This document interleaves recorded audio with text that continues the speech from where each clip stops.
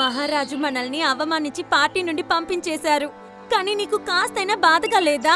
నీకంత త్వరగా నిద్ర కూడా పట్టేసిందా? నువ్వేం బాధపడకు మంకీ, అందరికీ ఒక రోజు వస్తుంది. నీ భర్తకి కూడా మంచి రోజులు వచ్చినప్పుడు నేను మహారాజుని డాంకీలా మార్చేస్తాను. ఒక అడవిలో చాలా బద్ధకంగా ఉండే ఒక గాడిద ఉండేది. ఆ గాడిద భార్య దాని బద్ధకం కారణంగా చాలా బాధపడుతూ ఉండేది. ఆ గాడిద దాని భార్యని మంకీ అని పిలిచేది. ఒకరోజు జరిగిన విషయం. ఆ గాడిద మధ్యాహ్నం విశ్రాంతి తీసుకుంటూ ఉండగా ఉన్నట్లుండి దాని భార్య తన్ని నిద్రలేపింది.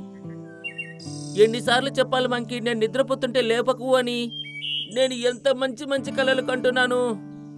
నేను నీ కలలతో విసిగిపోయాను. మొత్తం అడవిలో నువ్వు గాడిద పేరుతో ఫేమస్ అయ్యావు. అరే, ఇందులో ఫేమస్ అయ్యేది ఏముంది చెప్పు? నేను గాడిదనే కదా. నేననేది ఏంటంటే, ఈ అడవిలో చాలా గాడిదలున్నాయి, కానీ నీలాంటి బద్ధకంగా ఉండే గాడిద బహుశా ఎవ్వరూ ఉండరనుకుంటా. అరే, అదంతా వదిలే కానీ ముందు ఇది చెప్పు, నేను నిద్రపోతుంటే ఎందుకు లేపావు? ఈ రోజు అడవికి రాజు సింహం అడవిలో ఉన్న జంతువులందర్నీ భోజనానికి పిలిచారు. నువ్వక్కడికి రావా? ఆ గాడిద నిద్ర నుండి లేస్తూ దాని భార్యతో ఇలా అంది. నాకు చాలా నిద్ర వస్తుంది. నువ్వు అక్కడి నుండి నాకేదైనా తినడానికి తీసుకునిరా. ఇక చాలు ఆపు. మన అడవి రాజు సింహం ఆదేశాలు జారీ చేశారు. ఎవరైతే తన పార్టీకి రారో వాళ్ళ మీద ఆలుగుతారని. సరే సరే, వస్తాను. మన మహారాజుకు కూడా కొత్త కొత్త ఆలోచనలు ఎలా వస్తున్నాయో నాకైతే తెలియడం లేదు. ఆ గాడిద దాని భార్య మంకీతో కలిసి మహారాజు గుహ దగ్గరికి బయలుదేరాయి. మహారాజు గుహ బయట అడవిలో ఉన్న జంతువులన్నీ అక్కడ సమావేశమయ్యాయి. డాన్స్ పార్టీ కూడా అక్కడ నడుస్తోంది. అప్పుడు గాడిద అక్కడికి వెళ్లి ఒక దగ్గర కూర్చొని ఆ జంతువులన్నిటినీ చూస్తూ ఉంది. కాసేపటి తరువాత మహారాజు గాడిద దగ్గరికొచ్చి ఇలా అన్నాడు. నేను చాలాసేపటి నుంచి చూస్తున్నాను. నువ్వు ఇక్కడే కూర్చొని ఉన్నావు. నీకు ఆకలి వేయటం లేదా ఏంటి? నేను చాలా చాలా మంచి వంటలు చేయించాను. మహారాజా, మీరు మంచి మంచి వంటలైతే చేశారు, కానీ మీరు ఈ భోజనాన్ని తినిపించడానికి ఎవరినైనా పెట్టి ఉంటే ఇంకా బాగుండేది. మీరే చెప్పండి మహారాజా, ఇది మంచి ఆలోచన కదా? నువ్వు ఏం చెప్పాలి అనుకుంటున్నావు? మహారాజా, నేను భోజనం చేయాలంటే లేవాల్సి ఉంటుంది, కానీ నా శరీరం బద్ధకంతో నిండిపోయింది. ఇప్పుడు నాకు లేవాలంటే వల్ల కావడం లేదు. నువ్వు చాలా ఎక్కువ చేస్తున్నావు. నువ్వు అసలేం చెప్పాలనుకుంటున్నావు? ఇప్పుడు నువ్వు భోజనం చేయాలంటే ఎవరైనా వచ్చి నీకు తినిపించాలా ఏంటి? చెప్పు. నా ఉద్దేశం అది కాదు మహారాజా. బహుశా మీకు నా మాటలు నచ్చలేదనుకుంటా. ఒకవేళ నువ్వు కనుక నా అతిథివి కాకపోయి ఉంటే ఇప్పటికిప్పుడు నిన్ను చంపి నీ మాంసాన్ని వండి ఇక్కడ అందరికి భోజనం పెట్టించేవాణ్ణి. కానీ ప్రస్తుతానికి నువ్వు నా అతిథివి. అందుకే నేను నీ మాటలు వెనక తప్పడం లేదు.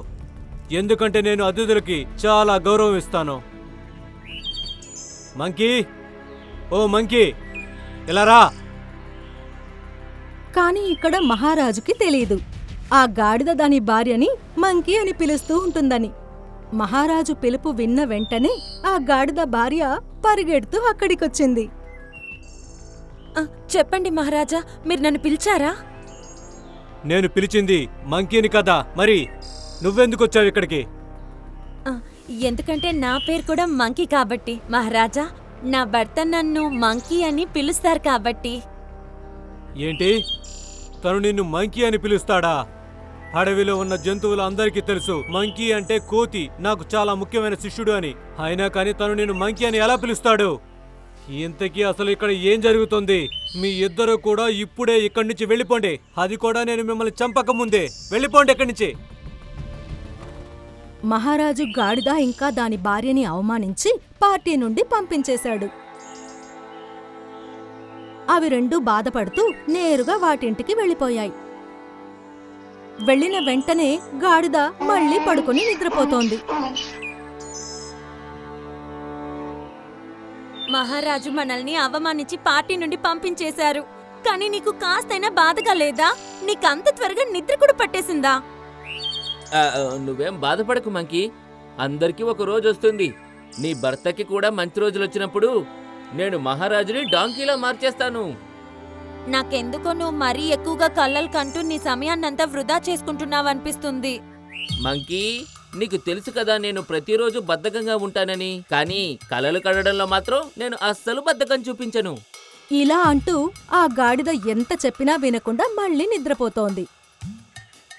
ఆ రోజు నుండి అడవిలో ఉన్న జంతువులన్నీ గాడిద ఇంకా దాని భార్యను చూసి నవ్వడం మొదలుపెట్టాయి.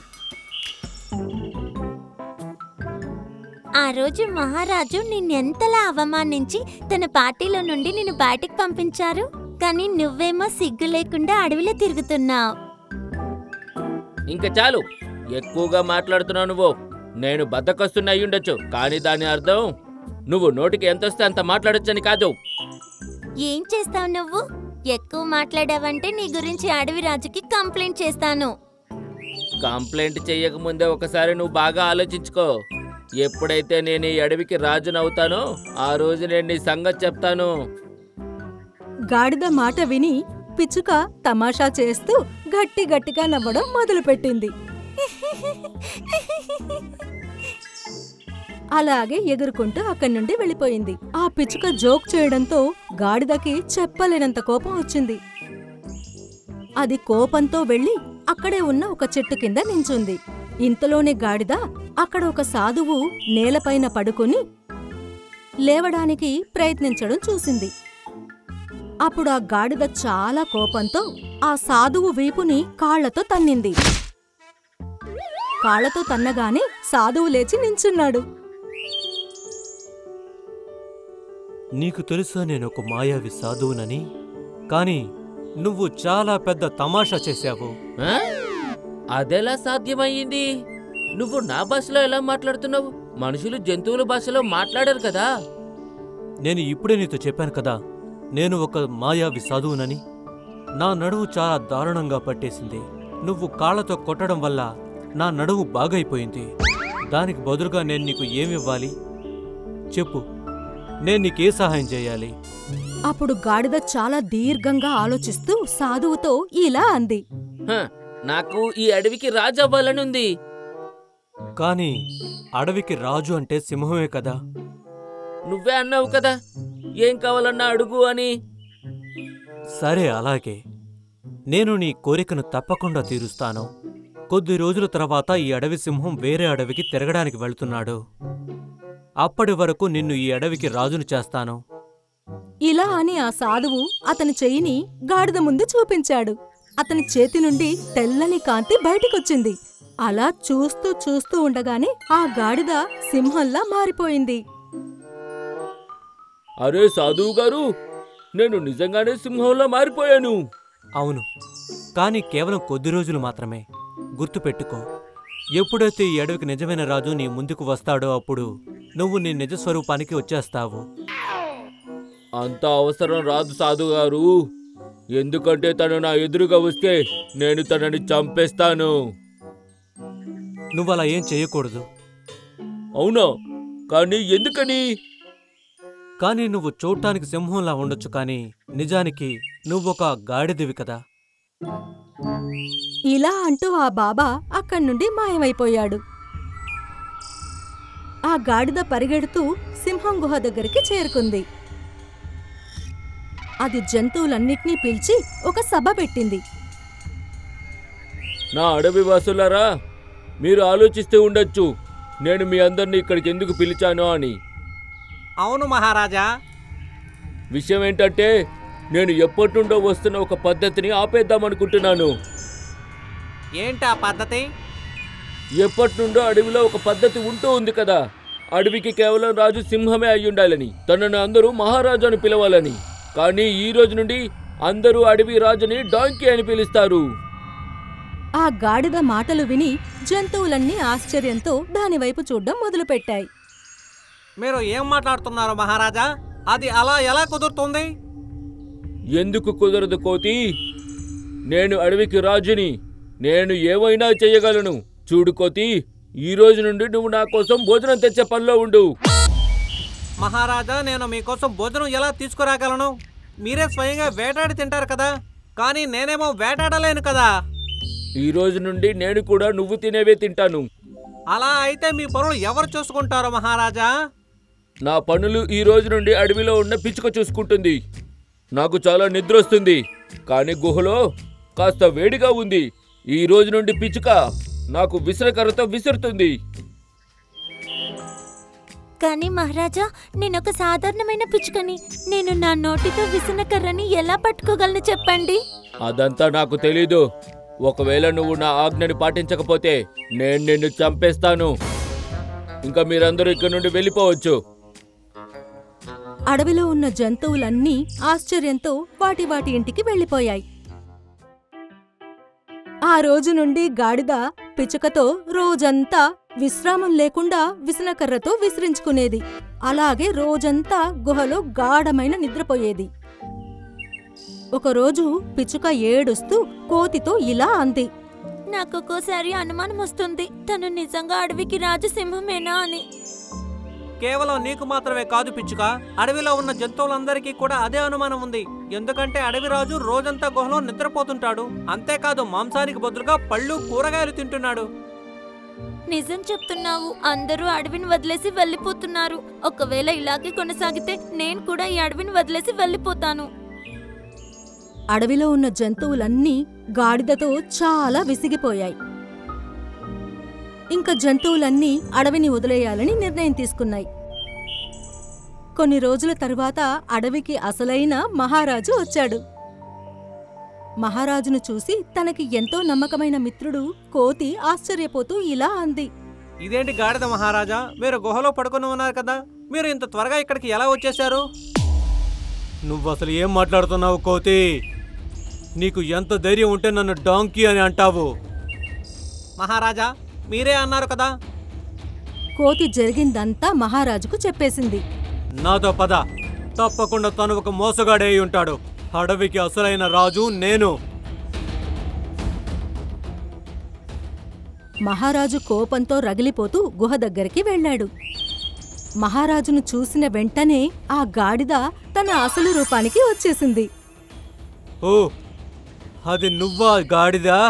ఎవరైతే నా రూపం ధరించి అడవిలో ఉన్న జంతువులందరి దృష్టిలో నన్ను ఒక గాడిదని చేశావు, నేను నిన్ను ప్రాణాలతో వదలను. ఇంతలోనే అక్కడికి బాబా వచ్చాడు. తనని వదిలేయండి రాజా. నేను తనకి కేవలం కొన్ని రోజుల పాటు మీ రూపంలో ఉండే అవకాశం ఇచ్చాను. కానీ తను మీరు ఇచ్చినటువంటి వరాన్ని దుర్వినియోగం చేశాడు. తను సింహం పేరుకి అర్థాన్నే మార్చేశాడు.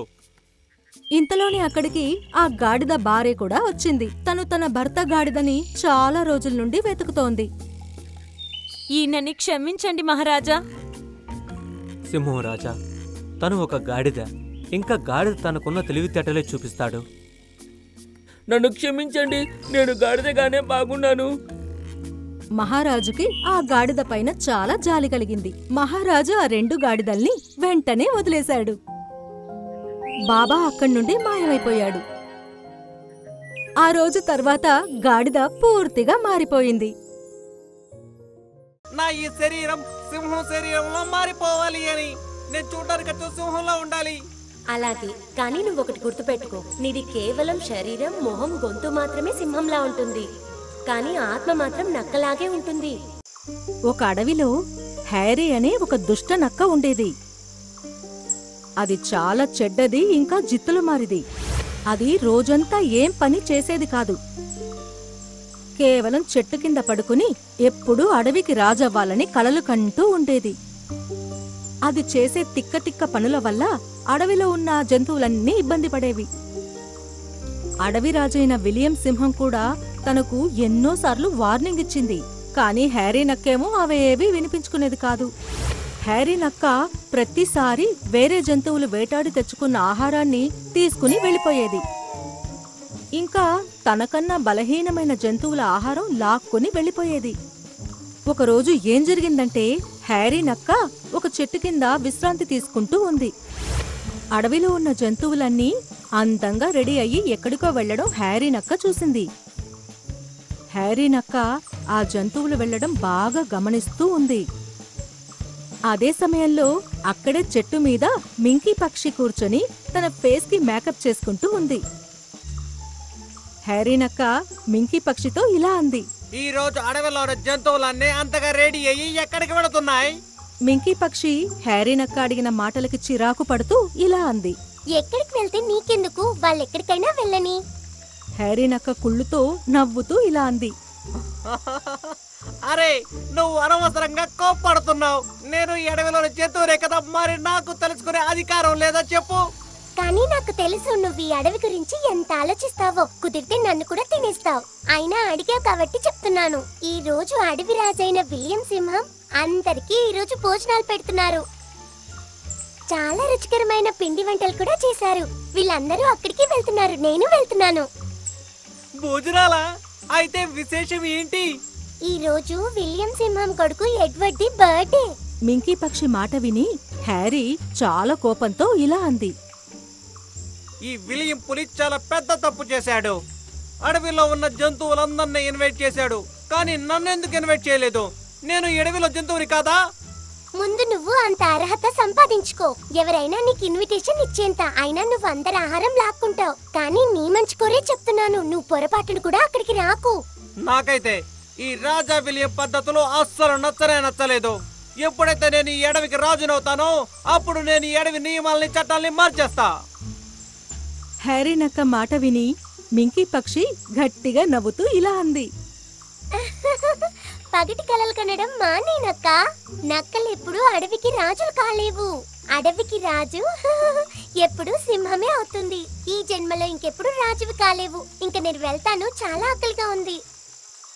ఈ మాట చెప్పి మింకీ పక్షి వెళ్ళిపోయింది. ఇంకా హ్యారీ నక్క కోపంతో పళ్ళు నూరుతూ ఉంది. నిజానికి మంచి మంచి వంటకాల పేరు విని హ్యారీ నక్కకి నోట్లో నీళ్లూరిపోయాయి. హ్యారీ నక్క పిలవకుండానే విలియం సింహం ఇంటికి భోజనానికి వెళ్ళింది. విలియం సింహం తనని అక్కడ చూడగానే కోపంతో రగిలిపోయింది. కాని తను తన కోపాన్ని అణుచుకుని ఇలా అంది. ఇలా చూడు, నేను ఈరోజు విందుకి నేను అసలు ఇన్వైట్ చేయలేదు. అయినా నువ్వు వచ్చావు కాబట్టి కడుపు నిండా తిని వీలైనంత త్వరగా ఇక్కడి నుంచి వెళ్ళిపో. హ్యారీ నక్క కూర్చుని బాగా తింటూ ఉంది. అప్పుడే తన కళ్ళు విలియం సింహం కొడుకు ఎడ్వర్డ్ పైన పడ్డాయి. అది బంగారు గాజుతో ఆడుకుంటూ ఉంది. బంగారు గాజు చూసి హ్యారీ నక్క మనసులో ఆశ పుట్టింది. ఇంకా అది తన మనసులో ఇలా అనుకుంది. ఈ బంగారు గాజు కనుక నాకు దొరికితే నేను దీన్ని అమ్మేసి చాలా డబ్బులు సంపాదిస్తాను. హ్యారీ నక్క ఎడ్వర్డ్ దగ్గరికి వెళ్ళింది. ఇంకా అది కుట్రతో ఇలా అంది. అరే, నీ చేతిలో ఉన్న బంగారు గాజు చాలా అందంగా కనిపిస్తుంది. నువ్వు నాకు ఇది చూపిస్తావా? ఎడ్వర్డ్ గాజుని హ్యారీ నక్కకు ఇచ్చింది. గాజు చేతిలో పట్టుకుని హ్యారీ నక్క ఇలా అంది. అరే, మీ నాన్న విలియం నిన్ను పిలుస్తున్నాడు, చూడు. అమాయకమైన ఎడ్వర్డ్ హ్యారీ నక్క మాటలు నమ్మి అక్కడి నుండి వాళ్ళ నాన్న దగ్గరికి వెళ్ళింది. ఇంకా హ్యారీ నక్క అవకాశం చూసుకుని అక్కడి నుండి పారిపోయింది. ఎడ్వర్డ్ వాళ్ళ నాన్న దగ్గరికి చేరుకుంది. మీరు నన్ను పిలిచారా నాన్న? హ్యారీ అంకుల్ మీరు నన్ను పిలిచాడు అని నాతో చెప్పాడు. హ్యారీ నక్క పేరు విని విలియం సింహం ఆశ్చర్యపోయింది. ఇంకా ఇలా అంది. అరే, ఇంతకీ నీ బంగారు గాజు ఎక్కడుంది? అది హ్యారీ దగ్గరే ఉంది నాన్న. తన కొడుకు ఎడ్వర్డ్ మాట విని విలియం సింహంకి జరిగిందంతా చాలా బాగా అర్థమైంది. ఇంకా తనకు అర్థమైంది ఎలా హ్యారీ నక్క అంత సులభంగా తన కొడుకుని మోసం చేసి అక్కడి నుండి తప్పించుకుందని. విలియం సింహం కోపంతో రగిలిపోయింది. ఇంకా తను తన వాళ్లను పిలిచి ఇలా అంది. వాడు మా అబ్బాయిని మోసం చేసి పారిపోయాడు. వెళ్ళండి, ఆ హ్యారీ నక్కని ఎలాగైనా సరే నా ముందుకు తీసుకుని రండి. ఇక్కడ హ్యారీ నక్క చెట్టు కింద కూర్చొని సంతోషంగా ఆ గాజును చూస్తూ ఉంది. అప్పుడే తన దృష్టి మింకీ పక్షి పైన పడింది. తను ఎగురుతూ తన దగ్గరికి వచ్చింది. ఇంకా ఇలా అంది. నువ్వీసారి అన్ని హద్దులు దాటేశావు హ్యారీ. తన వాళ్లతో అడవిరాజు సింహం విలియం నిన్ను ప్రాణాలతో కానీ శవంలా కానీ తీసుకురమ్మన్నారు. నువ్వీసారి తప్పించుకోలేవనిపిస్తుంది నాకు. మింకీ పక్షి మాట విని హ్యారీ నక్క భయంతో వణికిపోయింది. ఇంకా వెంటనే అక్కడి నుంచి పారిపోయింది. తనకి అర్థం కాలేదు తను పారిపోయి వెళ్ళినా ఎక్కడికి వెళ్ళాలి. అప్పుడే తను చూసింది చాలా మంది సైనికులు తన వైపే వస్తున్నారు. హ్యారీ నక్క అక్కడ ఇక్కడ దాక్కోడానికి స్థలం వెతుకుతూ ఉంది. కాని తనకి ఎక్కడా స్థలం దొరకలేదు. అనుకోకుండా తనకి ఒక చెరువు కనిపించింది. తను ఆ చెరువులో దూకేసింది. విలియం సింహం సైనికులు కాసేపటి తర్వాత అక్కడ్నుండి వెళ్ళిపోయాయి. హ్యారీ నక్క నీళ్లల్లోంచి బయటికొచ్చి చూసింది. అక్కడ తనకి ఎవ్వరూ కనిపించలేదు. తను చెరువు నుండి బయటికి వస్తుండగా తనకు బంగారు రంగులో మెరుస్తూ ఏదో బయటికి రావడం కనిపించింది.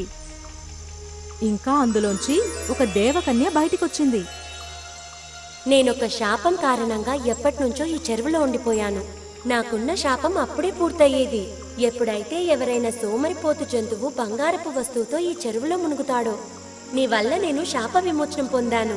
నీకున్న కోరిక నేను తీరుస్తాను. చెప్పు, నీకే కోరికుందో? హ్యారీ నక్క ఎప్పట్నుండో ఈ అడవికి రాజవ్వాలి అనుకుంటూ ఉండేది. తనకి తెలుసు అడవికి రాజు కేవలం సింహం మాత్రమే అవ్వగలదు అని. నేను ఈ రూపంతో విసిగిపోయాను. నాకు ఒకటే కోరికుంది, నా ఈ శరీరం సింహం శరీరంలో మారిపోవాలి అని. నేను చూడడానికి సింహంలో ఉండాలి. అలాగే, కానీ నువ్వొకటి గుర్తుపెట్టుకో. నీది కేవలం శరీరం, మొహం, గొంతు మాత్రమే సింహంలా ఉంటుంది. కానీ ఆత్మ మాత్రం నక్కలాగే ఉంటుంది. కానీ పొరపాటున కూడా నిజమైన సింహంతో గొడవ పెట్టుకోకు. ఒకవేళ నువ్వు నిజమైన సింహం చేతిలో చనిపోతే నువ్వు నీ నిజమైన రూపంలోకి వచ్చేస్తావు. ఆ మాట చెప్పి దేవకన్య అక్కడ్నుండి మాయమైంది. హ్యారీ నక్క సింహం రూపంలోకి మారిపోయింది. ఎప్పుడైతే తను నీళ్లల్లో తన మొహం సింహంలా ఉండటం చూసిందో తను చాలా సంతోషించింది. చూస్తూ చూస్తూనే హ్యారీ సింహం అడవిలో బీభత్సం సృష్టించింది. ఇంకా ఇప్పుడు తనకి ఎలా కావాలో అలా ప్రవర్తించేది. తను ఎప్పుడు కావాలో అప్పుడు ఏ జంతువునైనా చంపి తినేసేది. ఈ అడవిలో ఇంకో సింహం కూడా వచ్చింది అని, వచ్చిన సింహం ఈ అడవికి రాజవ్వాలి అని అనుకుంటూ ఉందని తెలిసిందో అప్పుడు విలియం సింహం కోపంతో రగిలిపోయింది. ఇంకా కోపంతో ఇలా అంది, నేను ఆ సింహాన్ని ప్రాణాలతో వదలను. వాడు నా అడవిలో ఉన్న అమాయకపు జంతువుల్ని చంపేస్తున్నాడు. హ్యారీ నక్క సింహంలా మారి ఎంతో గర్వంగా అడవిలో తిరుగుతూ ఉంది. అప్పుడే అనుకోకుండా విలియం సింహం తన ముందుకి వచ్చింది. ఇంకా కోపంతో ఇలా అంది, ఇంతకీ ఎవరు నువ్వు? నువ్వు నా అడవిలో ఏం చేస్తున్నావు? అయినా నీకు తెలీదా ఈ అడవికి రాజుని నేను అని? దేవకన్య ఆకారం సింహందైనా ఆత్మ నక్కదే ఉంటుందని చెప్పిన విషయం హ్యారీ నక్క గర్వంలో మర్చిపోయింది. నిజమైన సింహంతో గొడవ పడితే తను ఓడిపోతుందన్న విషయం కూడా మర్చిపోయింది. హ్యారీ నక్క పొగరుగా సింహంతో ఇలా అంది, ఈ అడవికి సింహాన్ని నేనే. కావాలంటే పోటీ పడి చూద్దామా? నీకే తెలుస్తుంది. ఈ మాట విని విలియం సింహం కోపంతో రగిలిపోయింది. ఇద్దరి మధ్య గట్టి పోటీ మొదలయ్యింది. ఇంకా విలియం సింహం ఎంతో సులభంగా హ్యారీ నక్కని ఎత్తి పడేసింది. కాసేపటికే తను హ్యారీ నక్కని ఓడించి చీల్చి పడేసింది. ఎప్పుడైతే హ్యారీ నక్క స్పృహ తప్పి నేల మీద పడిపోయిందో అప్పుడు నిజస్వరూపానికి మారిపోయింది. వాళ్ళిద్దరి పోరు మింకీ పక్షి కూడా చూసింది. హ్యారీ నక్క చనిపోయిన తర్వాత మింకీ పక్షి నవ్వుతూ ఇలా అంది, ఇదేంటి, ఇక్కడ సింహం రూపంలో నక్క ఉన్నాడా? నేను తనకి ముందుగానే చెప్పాను, అడవికి రాజు నక్కలు కాలేవు అని. ఆ తర్వాత అడవిలో ఉన్న జంతువులన్నీ సంతోషంగా జీవితం గడుపుతూ ఉన్నాయి.